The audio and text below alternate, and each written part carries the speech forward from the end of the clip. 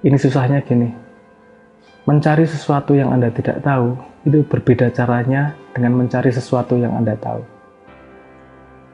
Tolong cariin sepatuku yang warnanya kuning, itu mudah, karena kamu tahu sepatu bentuknya seperti apa, kuning itu seperti apa. Coba temukan pasanganmu, kamu cuma tahu pasangan adalah orang yang menemani aku seumur hidup, tapi yang seperti apa ya, kamu sendiri tidak tahu. Kenapa? Karena kamu belum begitu mengenal dirimu sendiri. Jadi tips saya untuk bisa menemukan pasangan adalah kenal sebanyak mungkin orang. Bukan tujuannya nomor satu untuk menemukan pasangan, tapi untuk mengenal betapa kayanya Tuhan membuat manusia, betapa beragamnya Tuhan membuat manusia. Buka wacanamu, buka matamu, jadi orang yang sensitif, jadi orang yang sungguh-sungguh. Kamu akan bersentuhan dengan banyak orang, dan di antara banyak orang itu nanti akan muncul orang yang cocok dengan kamu. Sefrekuensi, segaris, nyambung dengan sendirinya. Jadikan cinta dan pasangan itu sebuah misteri dan hadiah dari Tuhan. Jangan jadikan rumus, nanti nggak keluar romantisnya.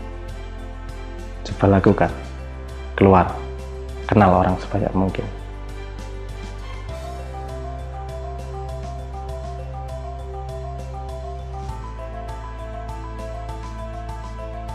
Keberanian penting untuk membangun keluarga, tapi dengan perencanaan, kemungkinan untuk sukses jadi lebih tinggi.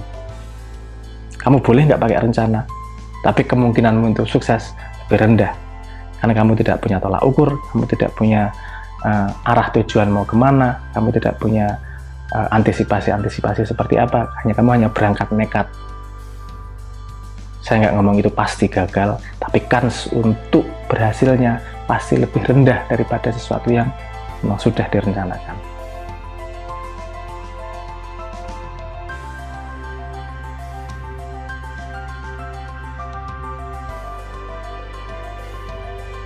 Parenting yang baik adalah yang sadar. Maksud saya begini, kamu menjadi orang tua itu murni hadiah.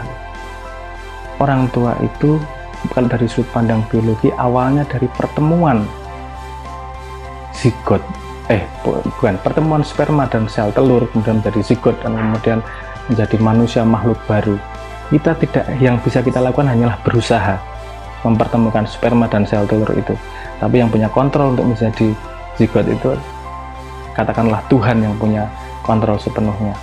Jadi sebenarnya menjadi orang tua itu adalah tanggung jawab yang diberikan kepada Tuhan. Kalau kita mengerti itu, jadi anak bukan milik kita, tapi tanggung jawab yang diberikan kepada Tuhan. Kesadaran dasar itu akan membentuk orang tua yang seperti apa. Seringkali orang tua merasa anaknya adalah miliknya dan dia harus meneruskan mimpi orang tuanya, sehingga semua parameter orang tuanya harus diikuti oleh anaknya. Dia kadang-kadang lupa bahwa anaknya akan menghadapi zaman yang orang tuanya tidak hadapi. Bukan berarti orang tua tidak harus mengajari anaknya, orang tua harus mengajari anaknya wisdom, pengalaman yang pernah dia alami. Tapi bukan berarti anaknya harus seperti itu. Anak harus menemukan hikmah dari perjalanan orang tuanya. Karena anak seharusnya bisa menemukan dirinya seperti yang Tuhan maksudkan dan bisa menjadi lebih baik dari orang tuanya. Orang tua akan seharusnya bahagia ketika anaknya bisa menjadi seperti yang Tuhan harapkan, menjadi dirinya sendiri. Nah, menurut saya parenting yang baik adalah seperti itu. Seorang tua yang sadar bahwa dirinya dititipi tanggung jawab untuk menyiapkan si anak menghadapi zaman yang orang tuanya tidak akan hadapi.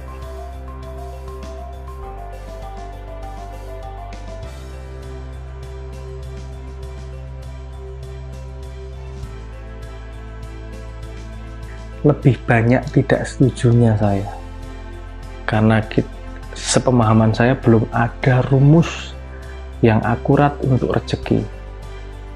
Tidak hanya urusan anak saja. Kamu rajin 100%, bakal rezekinya banyak. Ya ada benernya, tapi nggak bener-bener banget. IQ-nya tinggi, kamu pasti sukses. Ya nggak bener-bener juga. Itu saja yang dianalisis psikologi dan pakai sampling tidak begitu akurat. Kalau ini banyak anak banyak rezeki, coba aja di statistik. Kalau menurut saya ini bukan prediktor yang akurat untuk rezeki. banyak anak bukanlah prediktor yang akurat untuk banyaknya rezeki yang didapatkan.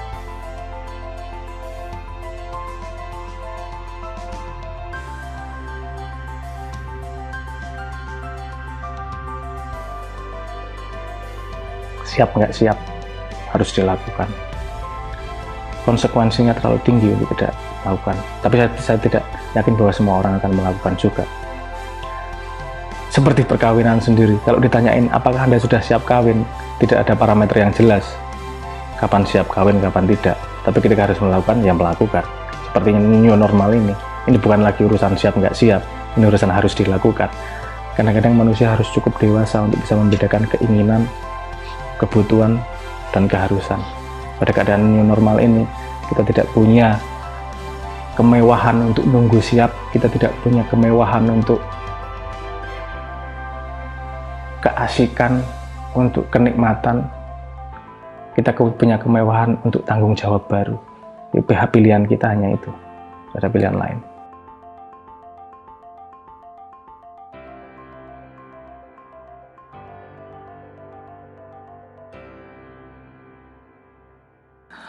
Faktor yang sudah Anda lakukan dicatat dulu, itu yang sudah sebelum terjadinya corona. Faktor yang berbeda dari dulu dan sekarang adalah adanya pandemi ini. Jadi tinggal ditambahi antisipasi terhadap itu. Masker, hand sanitizer, kebersihan diri, disiplin untuk mandi, dan seterusnya.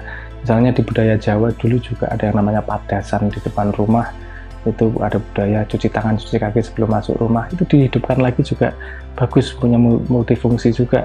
Selain menjaga dari corona, juga kita mengingat lagi local wisdom dari nenek moyang kita. Nah, hal seperti itu, ini bisa, keadaan new normal ini bisa dijadikan kesempatan untuk belajar hal yang lain, sangat banyak. Kita harus tetap sensitif, update terhadap keadaan yang baru, dan cukup fleksibel untuk mengantisipasi apa yang akan terjadi. Sedikit melebar, kadang-kadang saya tidak setuju kepada orang-orang yang tidak mau mendengar berita hanya karena takut stres.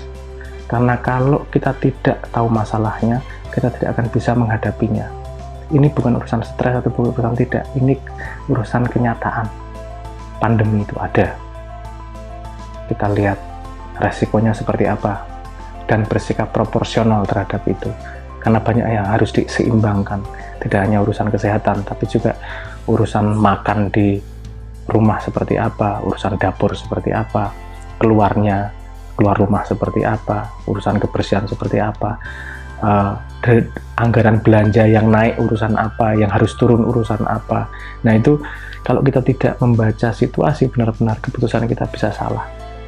Kita harus siap dengan segala informasi tanpa menjadi stres dengan itu.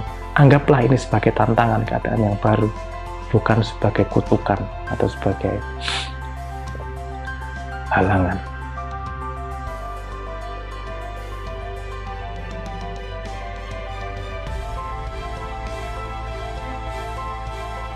Setuju.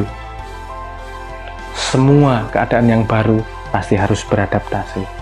Dan adaptasi adalah sesuatu yang sangat tidak mudah. Nggak usah urusan new normal. Jatah pulsa dari 100.000 ke 50.000 aja Anda susah beradaptasinya. Kehilangan HP dari punya jadi nggak punya aja susah menghadapinya. Apalagi pada sebuah keadaan yang global seperti ini. Pasti susah menghadapinya.